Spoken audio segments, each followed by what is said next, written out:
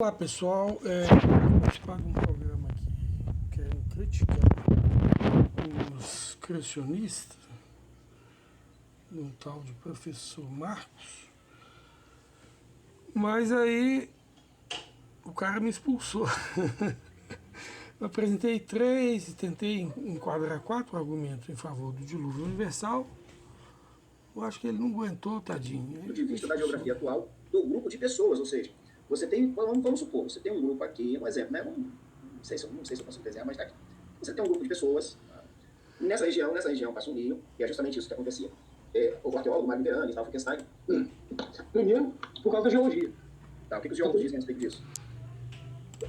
As camadas do Cambriano ao Pleistoceno, elas são largas, grossas e compridas.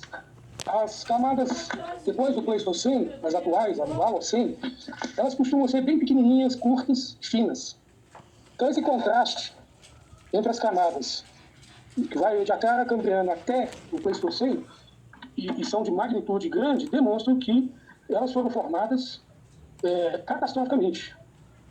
E as camadas atuais, a gente vê a formação delas gradualmente.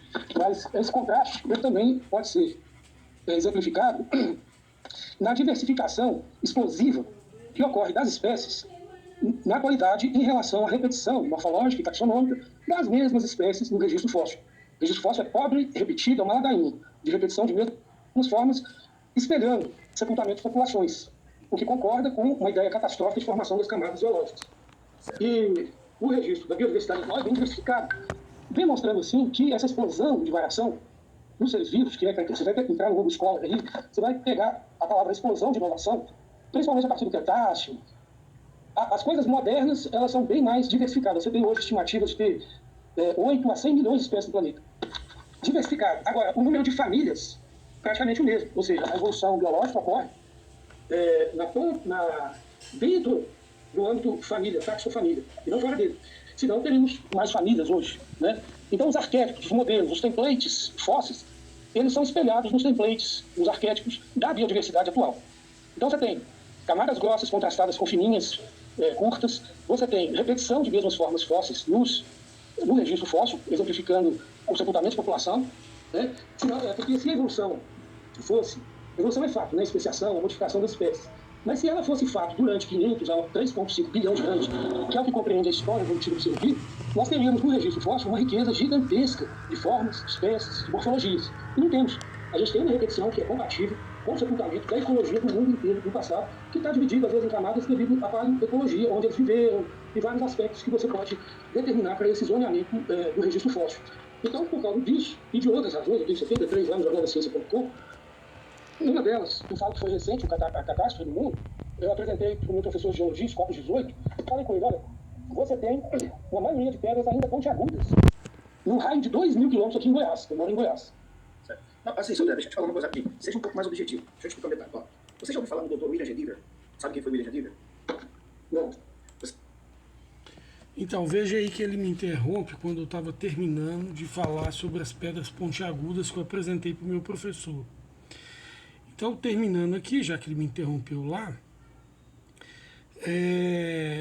o fato de existir no planeta, eu peguei como uma amostragem de 2.000 quilômetros de raio aqui em Goiás, tanto em camadas superficiais como nas mais profundas, a repetição de um mesmo material segregado indica que aquele material segregado veio de um aporte maior, anterior, para poder segregar ele. Isso indica o catastrofismo global. Se eu tenho um material de mesmo aspecto físico-químico comum, no raio de 2.000 quilômetros aqui em Goiás, é indicativo de catástrofe recente, que está na superfície e está em algumas camadas abaixo, porque formou agora, né? Camadas recentes. Então você tem, e também foi um catastrofismo gigantesco de planeta. Por quê? Porque a segregação de um material para 2.000 quilômetros de raio indica um aporte muito maior do qual foi segregado aquilo. E a presença, a onipresença de pedras pontiagudas indica que as arestas não foram devastadas. Porque a gente sabe em geologia que as pontas das rochinhas, principalmente as mais macias, que é o caso, elas vão se arredondando. E você pega numa camadinha mais superficial, abaixo, abaixo, abaixo, abaixo, está tudo com arestas. A proporção de arredondadas é pouquíssima. Então, quer dizer, tem pouco tempo o acidente global na Terra. Esse é outro argumento que eu queria apresentar, não pude apresentar, mas está aqui nessa Você live. com certeza conhece Mário Liverani também, aqui, ó, William Giver. Hoje você sabe, eu vou chegar nesse ponto, fica tranquilo, tá aqui, eu peço para todo mundo, tá? Eu já vou receber a Atena. Aqui, diferente de alguns locais, eu peço que as pessoas... Eu vou saltar ele falando, porque ele não vai falar nada, ele não responde nada do argumento, tá bom? Depois vocês vão lá na live dele, eu deixo o link aí, vocês veem que ele não argumenta nada.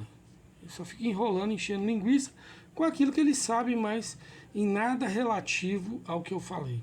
Quase nada. Lógico dessas camadas, mas eu vou chegar lá. Azor e Betel fornecem. Só contextualizando. Eu não tenho problema nenhum com cópias da Bíblia, eu acho até que a Bíblia... Quando eu falo só contextualizando, eu estou interrompendo ele, porque ele disparou a falar e não ia deixar eu responder, certo? Aí eu vou falar aqui só contextualizando, interrompendo ele. Eu não tenho problema nenhum com cópias da Bíblia, eu acho até que a Bíblia é um conjunto de cópias mais antigas que ela, e está replicando, que inclusive quando eu fiz teologia, eu entendi que o Gênesis tem vários estilos literários, e que, portanto, o Gênesis mesmo, a Torá, não tem um autor definido. Tem vários autores ali, muitos deles que não está nem citado, né? Quem escreveu depois de Moisés morrer? Então, ninguém sabe quem escreveu, tem várias fontes que estão ali compiladas. E essas fontes devem ser mais antigas que a própria Bíblia e está ali preservada. Beleza? Então não tem problema. A inundação mundial. E a ideia é isso, e é justamente isso que pode aplicar. A ideia da inundação mundial. Só um minutinho. Aí, olha bem, eu não tenho problema com essas cópias, não tenho problema nenhum. Tem a compilação dos antigos. Aí eu já estudei algumas lendas antigas, igual do peruano aí, fala de um retrato assim bem catastrófico, global, né? Aonde? De quem? Peruano? Os... Eu vou chegar lá então. Tá, peraí, eu vou terminar. Aí eu estudei geologia. Pela geologia, eu provo para os meus professores de geologia da Federal que houve uma catástrofe global recente. Aí eu uso.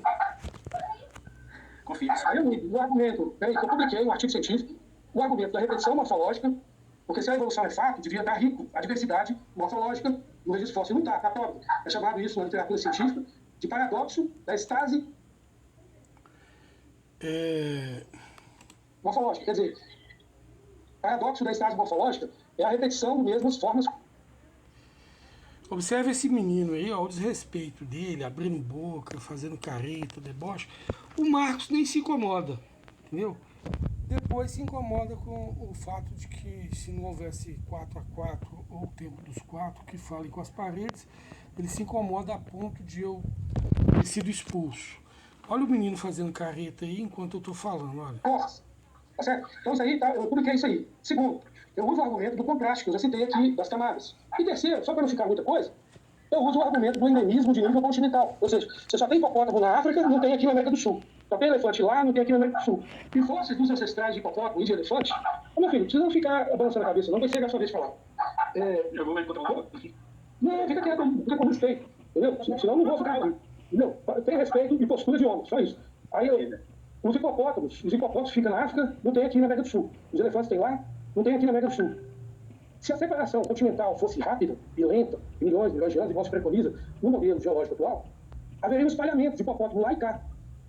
Esse endemismo de nível continental, muito característico na Austrália, da África para cá, de uns lugares aqui para cá, revela que houve uma separação rápida quando o planeta estava sendo reabitado com poucas famílias. Não deu tempo de uma reabitação global e houve a separação continental rápida para poder segregar quem ficou do lado de lá ficou, quem ficou do lado de cá ficou. Isso é compatível com o modelo da história bíblica do dilúvio, que fala que depois, 100, 200 anos depois do dilúvio, veio a separação continental, que foi nos dias de Peleg.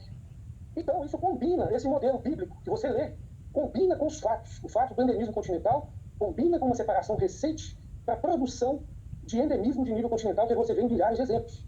Ou seja, uma evidência... Olha só, a palavra terra ali, ela está relacionada a mundo ou local? Tudo bem, mas eu falo assim, eu citei 3 argumentos... Então, olha só, deixa eu fazer um pedido.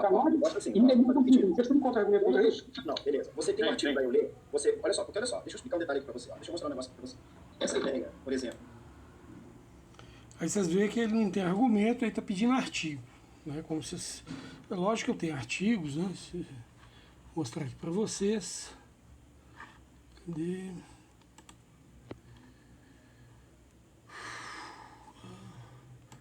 Aqui está o nosso artigo científico, foi publicado, foi muito perseguido. E aqui eu cito que o russo Scopus 31, que é o Scopus elevadíssimo, cita nosso artigo, né? Ele é citado em várias fontes. Escreve lá, sou André Gonçalves de Brito Neto. Eu tenho vários artigos publicados, inclusive esse, tá? Aqui está meu nome. Esse aí foi um artigo publicado em defesa do dilúvio, tá bom? Aí esse artigo foi super perseguido, essa revista aí foi extinta, tá certo? Ela estava na lista da CAPES, foi tirada da lista da CAPES, fizeram um verdadeiro caça às bruxas depois disso. Essa terceira autora aqui, ó, que ajudou a gente no trabalho, ela foi ameaçada de perder a bolsa de doutorado dela na França, ela estava até grávida, não respeitaram nem a gravidez da moça, tá certo? Então, quer dizer, o artigo foi muito comentado, teve mais de 10 mil citações no Evolution Academic, que é um grupo só de evolucionistas, né, que fica lá se congratulando, concordando um com o outro. E ninguém teve argumento. Fiz uma comunidade no Facebook, está lá até hoje, pedindo o pessoal para contra-argumentar, não contra-argumenta. Fica igual esse grupo aí que não contra-argumentou, aí depois o rapaz vai e me expulsa, quer ver? Vamos ver aqui. Aí...